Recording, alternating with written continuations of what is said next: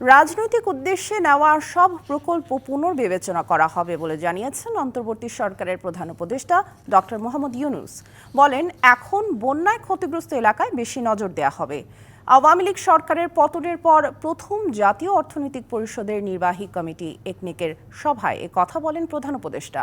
প্রথমবারের মতো তেজগাঁওয়ে প্রধান উপদেষ্টার সভাপতিত্বে তার কার্যালয়ে এ সভা অনুষ্ঠিত হয়।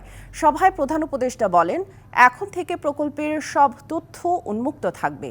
মেগা প্রকল্প না নিয়ে জনগুরুত্বপূর্ণ ছোট প্রকল্প নেওয়ার বিষয়ে উপদেষ্টা মণ্ডলী একমত হয়েছেন। একনেক সভা শেষে ব্রিফিংয়ে এসব কথা জানান পরিকল্পনা উপদেষ্টা ডক্টর ওয়াহিদ উদ্দিন মাহমুদ। তিনি জানান, নিরপেক্ষ ও স্বাধীনভাবে কাজ করার পরামর্শ দিয়েছেন প্রধান উপদেষ্টা। পরিকল্পনা কমিশনের হিমাগারে বৈদেশিক সাহায্য পুষ্ট অনেক প্রকল্প পড়ে রয়েছে উল্লেখ করে পরিকল্পনা উপদেষ্টা জানান, শুধু বিশ্বব্যাংকের সাহায্য পুষ্ট $1 বিলিয়ন প্রকল্প পড়ে রয়েছে।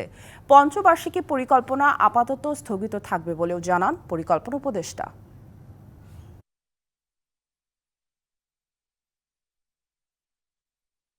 যে কোনো রাজনৈতিক সরকার তো রাজনৈতিক বিবেচনাতেই প্রকল্প নেবে।